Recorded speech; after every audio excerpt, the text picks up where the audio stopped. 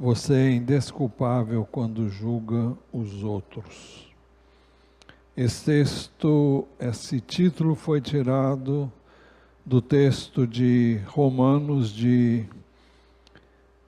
que vamos ler agora, capítulo 2. Por isso você é indesculpável quando julga os outros, não importando quem você é. Pois naquilo que julga o outro, você está condenando a si mesmo, porque pratica as mesmas coisas que condena. Bem sabemos que o juízo de Deus é segundo a verdade contra os que praticam tais coisas. E você que condena os que praticam tais coisas, mas faz o mesmo que eles fazem, pensa que conseguirá se livrar do juízo de Deus?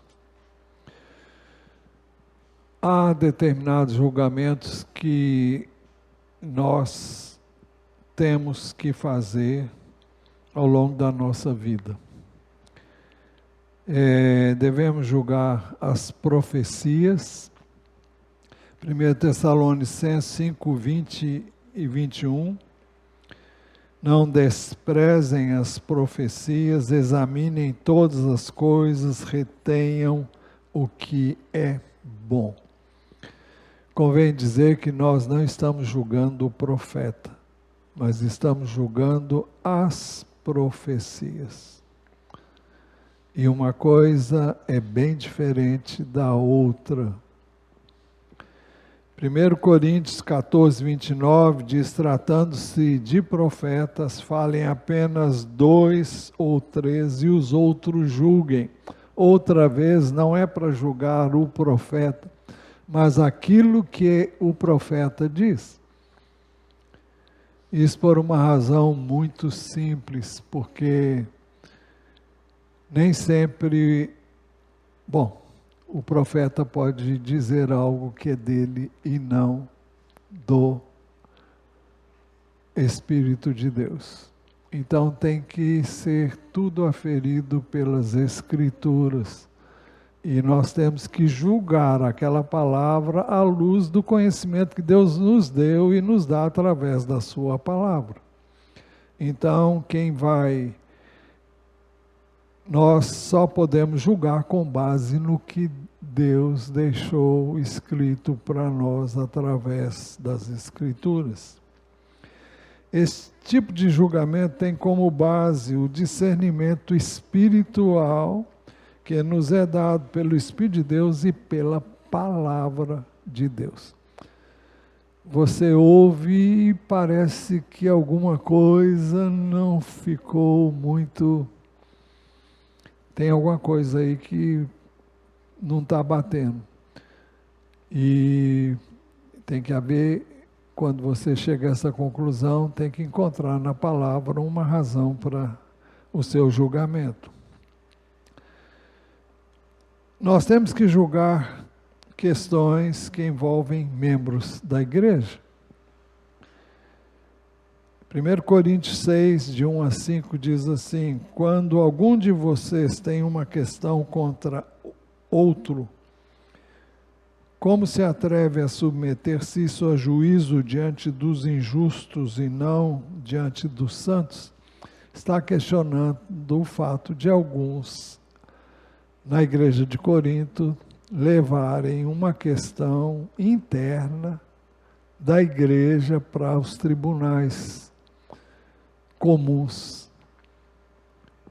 Então, ele está repreendendo os coríntios por fazerem isso. Ele diz: ou vocês não sabem que os santos hão de julgar o mundo? Ora, se o mundo deverá ser julgado por vocês, será que vocês não são competentes para julgar as coisas mínimas?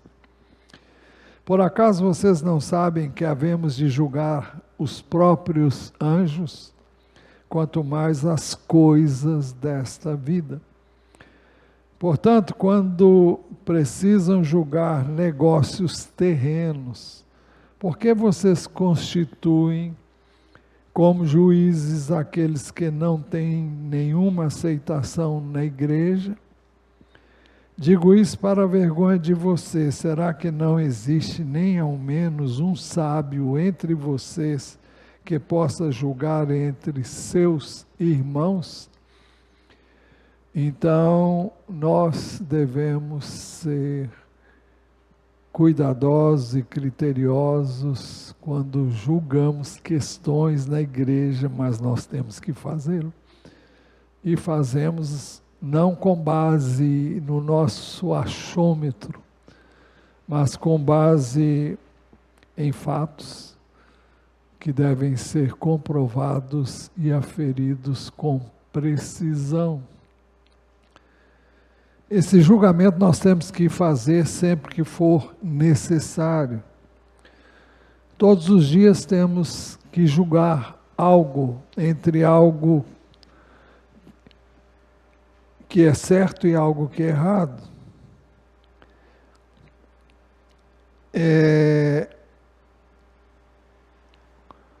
Nossos julgamentos têm que ter como base, repetimos, evidências e fatos que devem ser comprovados. Assim devem julgar os que são juízes, desembargadores e ministros de tribunais superiores. Todavia, não temos o direito de julgar as pessoas no sentido de condená-las, atribuindo a elas culpa por uma sentença como se nós fôssemos Deus. Porque esse juízo só Deus pode fazer. Alguém escreveu assim: quando você olha para alguém, você já está julgando essa pessoa com todos os seus próprios filtros, crenças e preconceitos. Ou seja, quando eu e você julgarmos alguém, nós o faremos com base nos nossos próprios filtros, crenças e preconceitos. Ou seja, nós julgamos de acordo com a nossa história. Quando julgamos as pessoas, nós julgamos de acordo com a nossa história de vida.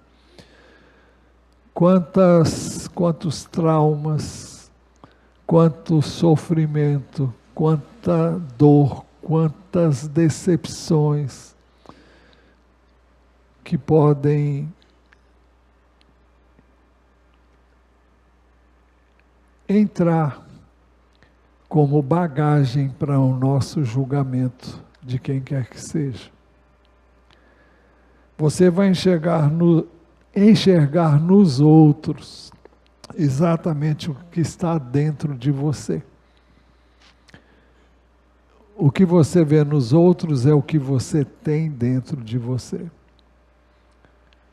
E aí está o perigo de nós fazermos qualquer julgamento. Wayne W.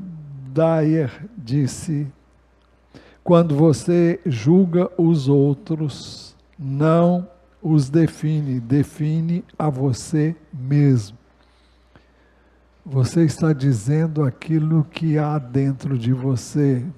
Você não está definindo o outro, você está definindo a você mesmo. Então, quando você julga, você está expondo o que há dentro de você.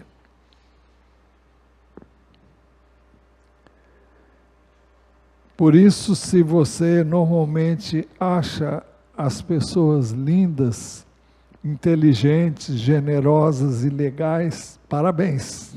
É assim que você se vê. Mas se não é assim que você julga as outras pessoas, então tem muita coisa aí que não é legal. E nós temos base para dizer isso na palavra de Deus. Tito 1:15 diz assim: todas as coisas são puras para os puros, mas para os impuros e descrentes nada é puro. porque tanto a mente como a consciência deles estão corrompidas.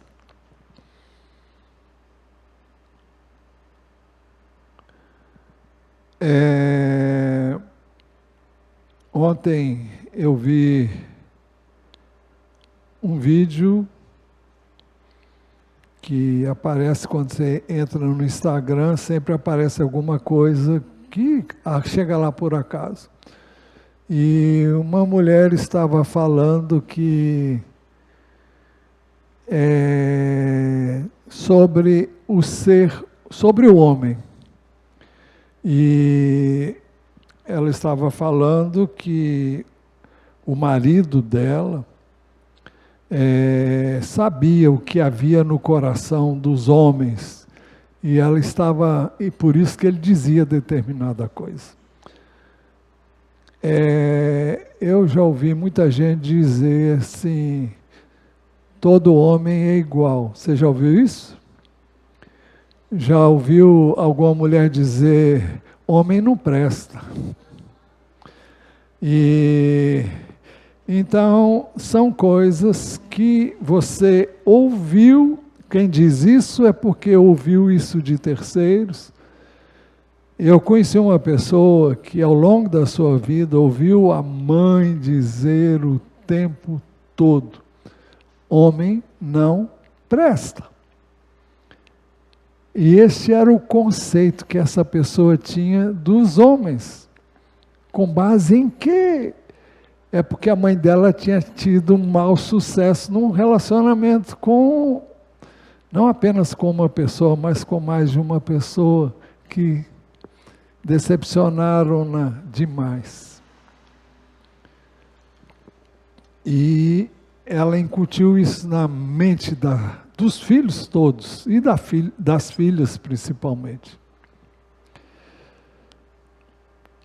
Então, nós temos que ter cuidado com o que nós dizemos, porque aquilo é expressão da nossa história de vida, dos traumas e situações que vivenciamos, que nem sempre foram as melhores, na nossa relação com alguém. Então, se você vê nas pessoas egoísmo, falsidade e outras coisas feias, saiba que tudo isso está dentro de você. Porque é o que você viu, é a sua história de vida.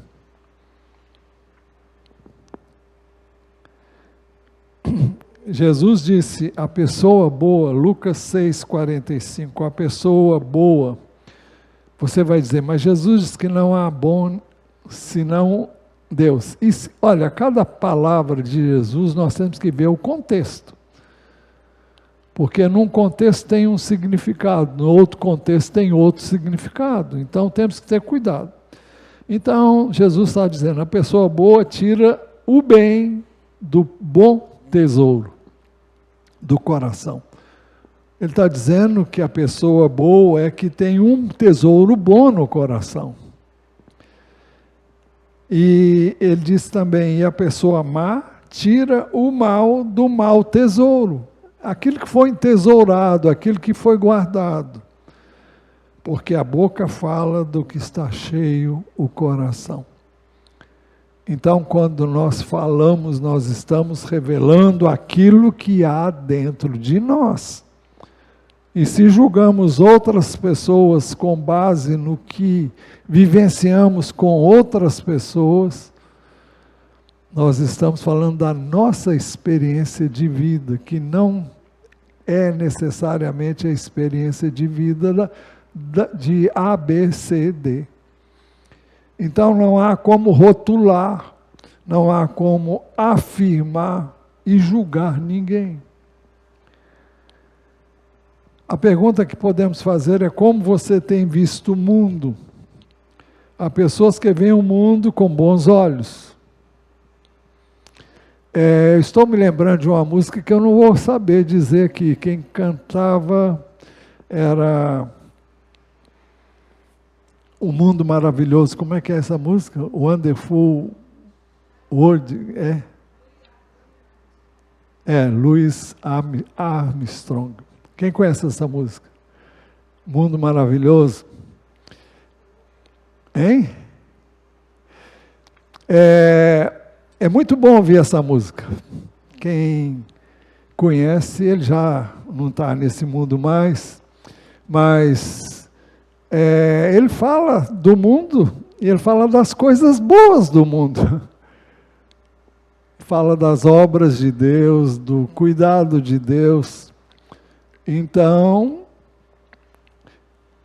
eu não sei se foi ele o autor da música, mas não sei quem escreveu a letra. Mas quem escreveu está falando de como via o mundo. O mundo, como sistema, é governado pelo príncipe deste mundo. Mas o mundo de Deus é diferente.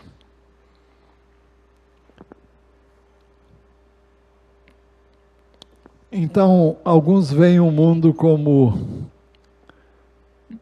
bons olhos, outros veem o mundo como terrível, tétrico. Quais são as histórias que você tem contado sobre os outros, que agora você sabe estão dentro de você?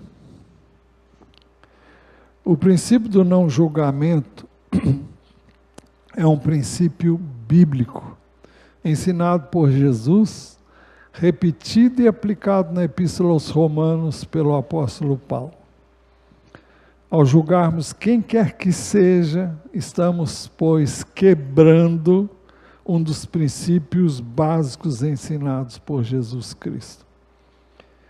A não observância deste princípio afeta muitíssimo os nossos relacionamentos uns com os outros. Todavia, é bom repetir, o julgamento que fazemos dos outros tem muito mais a ver conosco do que com o outro. É por isso que Romanos 2 diz, por isso você é indesculpável quando julga os outros, não importando quem você é. Não há desculpa para você julgar. Por quê? A explicação vem logo a seguir, no verso seguinte, no mesmo verso, na segunda parte, pois naquilo o que julga o outro, você está condenando a si mesmo, porque pratica as mesmas coisas que condena. O contexto do apóstolo Paulo é diferente do que Jesus falou sobre julgamento, mas ele reflete um princípio que nós falamos daquilo que está dentro de nós e que nós não temos o direito de aplicar ao outro. Por incrível que pareça, condenamos nos outros as mesmas coisas que nós já praticamos ou que vivenciamos. Jesus nos advertiu sobre o perigo dos julgamentos, de julgarmos as pessoas. Ele diz, não julguem para que vocês não sejam julgados. Vejam, não julguem para que vocês não sejam julgados. Sempre que nós apontamos o erro, já dissemos isso aqui muitas vezes, para alguém, quantos dedos temos na nossa direção? No mínimo 3. Se você considerar o polegar, você tem 4 dedos. Um vai para o outro e 4 vão para você. Então, os 4 dedos representam aquilo que você está atribuindo a outra pessoa, mas que está dentro de você. Então, sempre que apontamos o erro do outro, estamos apontando o que tem dentro de nós. Uma mente culpada tem a tendência doentia de aplacar a sua culpa, atribuindo a mesma culpa a alguém, ou a quaisquer outras que lhe venham à mente, para equilibrar a balança da sua consciência.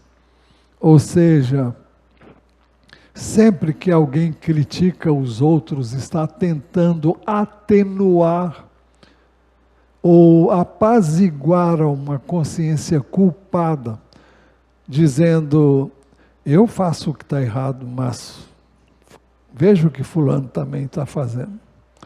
Então é como se a culpa do outro justificasse a sua. É como se existisse uma balança onde tem a sua culpa e você então atribui no outro prato da balança a culpa do outro, e aí a balança fica equilibrada, você consegue apaziguar uma consciência culpada, atribuindo a culpa ao outro. Também todo mundo faz. Ninguém respeita, ninguém obedece.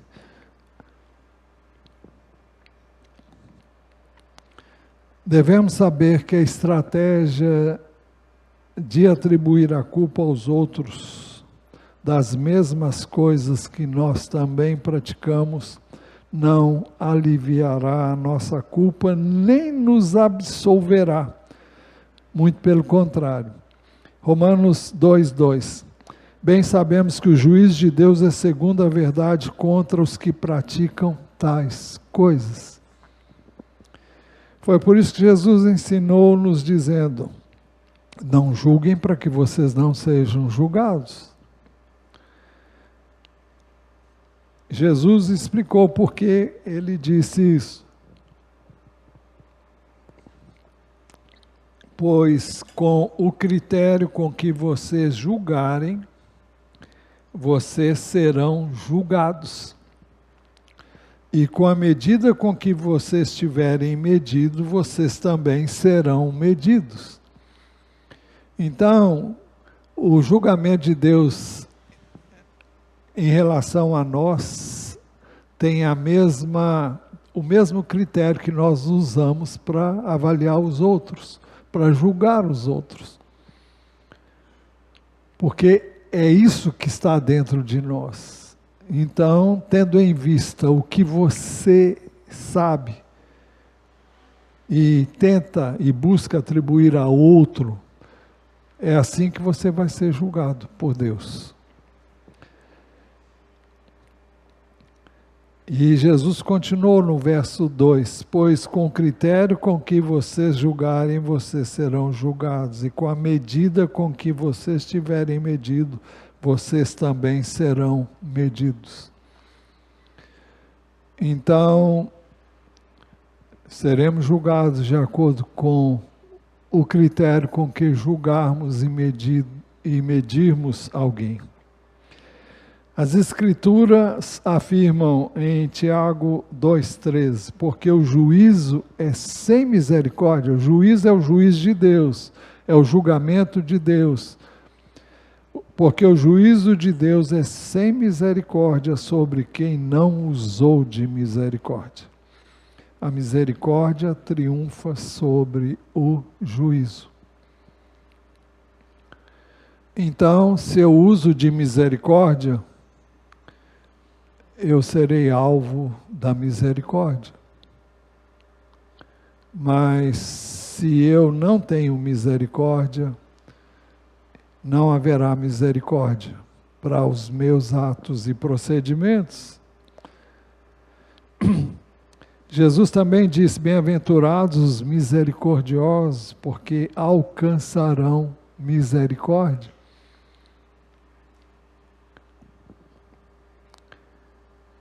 Jesus afirmou que seremos medidos com a mesma medida com que medirmos os outros. Isso em outro texto, Lucas 6,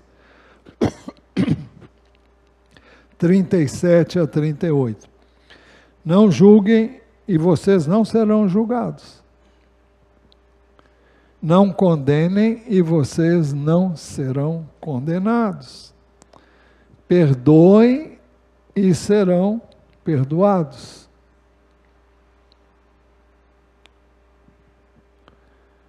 Deem e lhes será dado.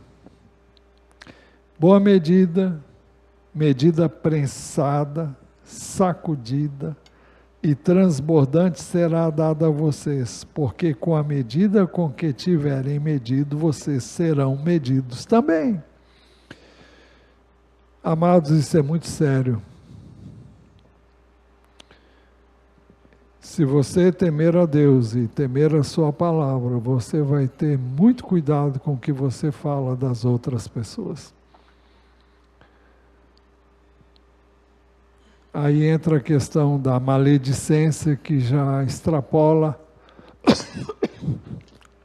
além do julgamento.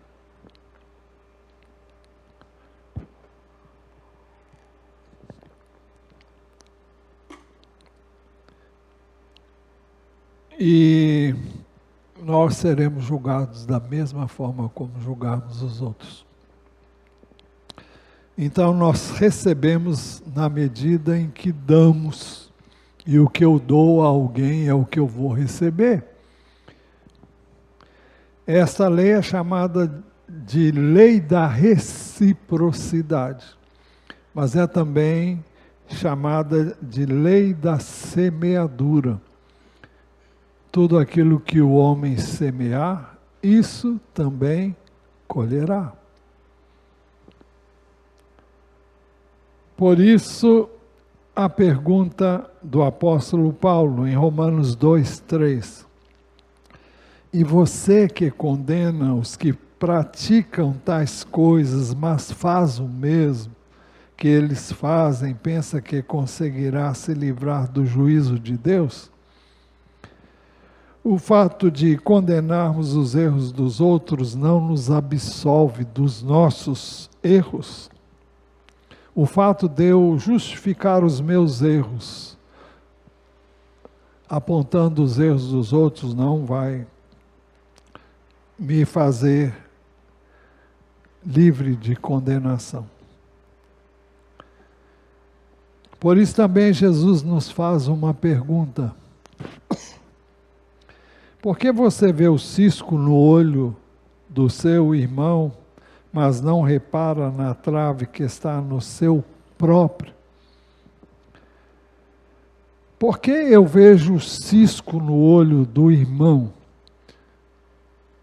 A resposta é uma só, porque eu tenho uma trave no meu olho. O que é essa trave? É uma hipérbole, né? É um exagero. A trave seria uma madeira que é usada... Todo mundo sabe o que é um caibro, não sabe? Alguém aqui não sabe o que é um caibro? É a madeira que normalmente é usada para preparar o telhado para receber as telhas. Hein? Mas estamos falando de madeira, né? A Bia falou em vigas. Tá. Aquilo tem nomes que eu não sei todos eles. Tem umas vigas, usando o termo que ela usou, que são aquelas quadradonas e bem largas, e onde se apoiam os caibros, né? Que são mais estreitos, mas são. Então, isso jamais poderia estar no nosso olho. Mas Jesus usou essa figura. Você está vendo um cisquinho lá no olho do outro, mas sabe por que você vê o cisco? É porque você tem uma trave no seu. Você não está enxergando direito. Porque você ainda não reparou que tem de grande, de tamanho enorme no seu olho. Porque você vê o cisco no olho do seu irmão, mas não repara na trave que está no seu próprio? O cisco é o erro do meu irmão. A trave é a culpa do meu próprio pecado. Para compensar a minha falta, eu fico de olho na falta do outro ou dos outros. Porque aí eu compenso equilibro a minha consciência. Inconscientemente eu estou com isso tentando diminuir a minha culpa. A trave representa o que tenho dentro de mim. Meu pecado faz com que eu veja o pecado, a falta, o erro, a transgressão do outro. Por isso Jesus disse, ou como você dirá a seu irmão, deixe que eu tire o cisco do seu olho quando você tem uma trave no seu próprio? Eu não posso condenar o erro do meu irmão porque tem um proceder de forma semelhante a ele. Jesus classificou este procedimento de hipocrisia. Ele disse, hipócrita, tire primeiro a trave do seu olho, então você verá claramente para tirar o cisco do olho do seu irmão.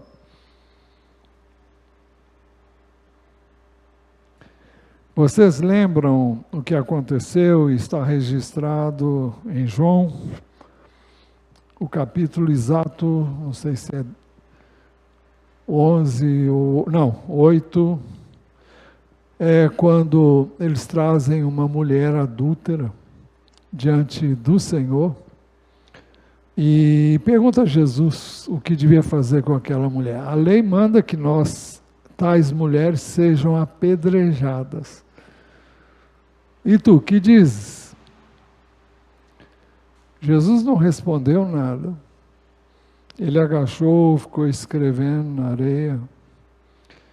E depois de algum tempo ele levantou e disse, quem não tiver pecado, atire a primeira pedra. O texto diz que foi saindo um por um, foram saindo daquele lugar e só ficou Jesus e a mulher. E Jesus perguntou, mulher, onde estão os teus acusadores? Ninguém te condenou? Ela disse, ninguém, Senhor. Então ele disse, vá e não peques mais.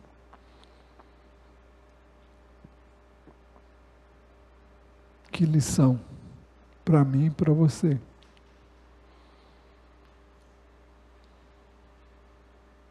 É por isso que todos dizem, quem não tiver pecado, atire a primeira pedra.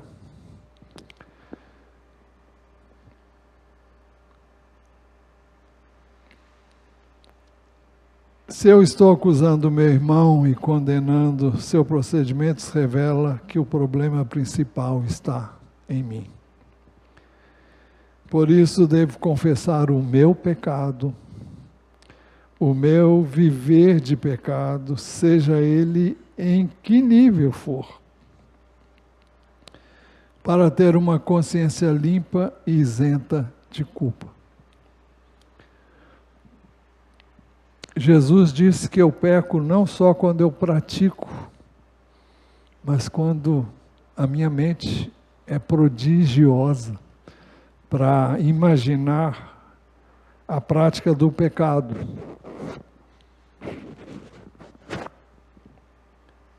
E Jesus usa vários contextos para mostrar isso. E ele diz que um homem não adultera com uma mulher só quando ele se deita com ela, mas quando na sua mente ele se imagina fazendo isso. Por isso o apóstolo Paulo nos alerta sobre a importância de manter uma boa consciência. Mantendo a fé e boa consciência, porque alguns, tendo rejeitado a boa consciência, vieram a naufragar na fé. Sem uma consciência limpa, o que é uma consciência limpa? É quando não há qualquer pecado não confessado. Até mesmo quando você peca indo além na sua própria mente, imaginando o que não devia imaginar. Eu não sei de você, mas quase sempre eu tenho que... Vem pensamentos que não têm base na palavra de Deus. E eu tenho duas alternativas. Ou eu alimento esses pensamentos, e aí vem 1000 coisas que são pecado, ou eu simplesmente repreendo aquele pensamento e dirijo a minha mente para outro lugar. O papel do diabo é colocar pensamentos e situações de pecado na minha mente, na sua mente, porque ele fez isso com Jesus. Agora, a questão é o que eu faço quando isso acontece. Eu vou alimentar isso? É por isso que o filtro, já falamos aqui, não sei quando foi, mas foi recentemente, falamos sobre a importância de você passar tudo que você pensa num crivo. Finalmente, irmãos, tudo que é verdadeiro, tudo que é respeitável, tudo que é justo, tudo que é puro, tudo que é amável, tudo que é de boa fama, se alguma virtude há, e se algum louvor existe, seja isso que ocupe o pensamento de vocês. Então, esse filtro tem que ser usado constantemente, porque o diabo vai fazer o trabalho dele. E nós temos que fazer o que a Bíblia recomenda que eu e você façamos.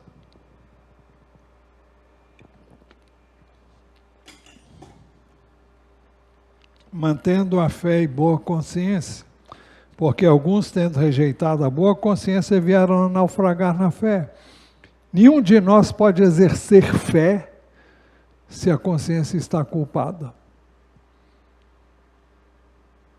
Não vai orar, não vai ler a Bíblia. Porque quando a gente lê a Bíblia, a gente vê, como diz um hino, quão mal é o meu, neles vejo quais espelhos, quanto é mal o meu coração. Quando eu leio a Bíblia, eu descubro que quão grande pecador eu sou, quão indigno eu sou, quão miserável eu sou.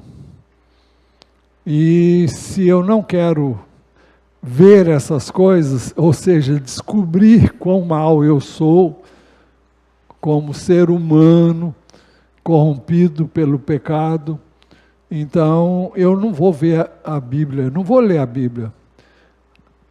Moody disse, ou esse livro vai me afastar do pecado, ou o pecado vai me afastar desse livro.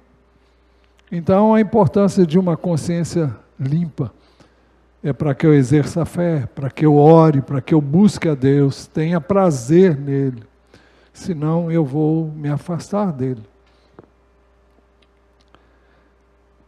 Como é que nós vamos ter uma consciência limpa? Confessando nosso pecado a quem tivermos ofendido, ou causado qualquer dano, dispondo-nos a reparar o erro, inclusive fazendo restituição do dano causado, seja ele qual for. E confessando o nosso pecado a Deus.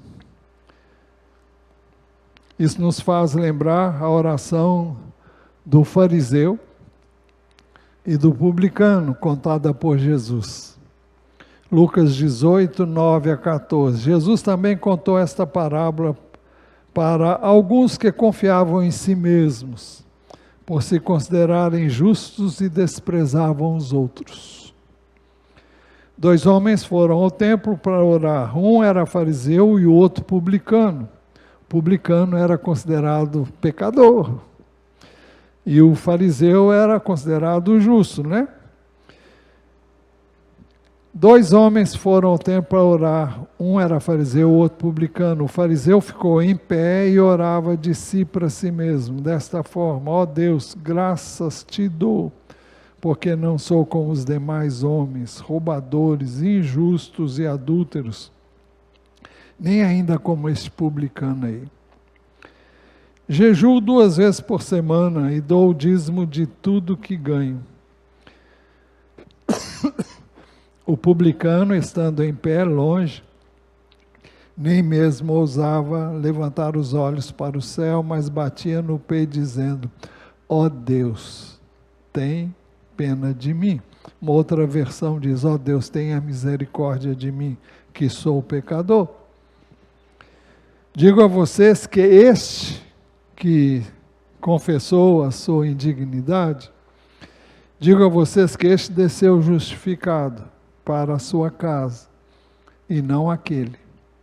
Porque todo que se exalta será humilhado, mas o que se humilha será exaltado.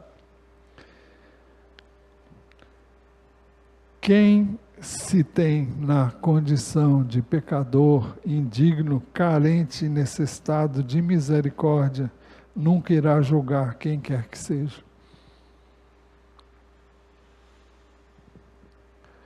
Porque ele sabe que assim como ele é digno e precisa, necessitar de misericórdia, ele deve ver o outro também com misericórdia, e não como juiz que condena. Porque ao condená-lo, ele está condenando a si mesmo. Ah, eu não faço isso, mas faço outras coisas. Conclusão. Assim, pois, devemos considerar o ensino de Jesus que lemos em Lucas 6, 36 a 38. Sejam misericordiosos, como também é misericordioso o Pai de vocês. Não julguem e vocês não serão julgados. Não condenem e vocês não serão condenados. Perdoem e serão perdoados. Deem e lhes será dado. Boa medida, prensada, sacudida e transbordante será dada a vocês.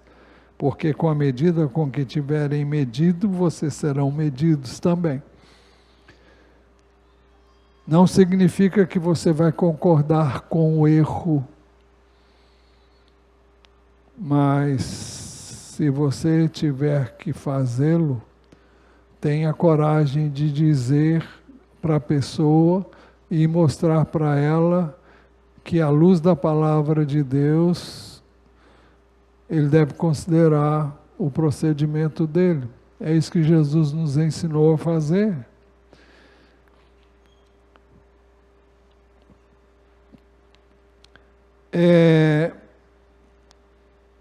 Jesus também disse: sejam misericordiosos, como também é misericordioso o Pai de vocês. Não, esse foi o texto que eu li. Se nós agirmos assim, nós seremos julgados e condenados pelo próprio Deus. Se nós julgarmos e condenarmos as pessoas como se nós nunca fôssemos pecadores. Eu não estou dizendo com isso, repito, que a gente deve passar a mão no pecado. Temos a obrigação de não ser coniventes com o pecado de ninguém. A nossa responsabilidade é confrontar o pecador com o pecado dele, mas sem condenar. Sendo misericordioso, querendo que essa pessoa seja restaurada, seja transformada, e não para acusar. E não falar por trás, e não falar pelas costas. Se não agirmos assim, seremos julgados e condenados pelo próprio Deus. Romanos 2, a partir do verso 1, por isso você é indesculpável quando julga os outros, não importando quem você é. Pois naquilo que julga os outros você está condenando a si mesmo, porque pratica as mesmas coisas que condena.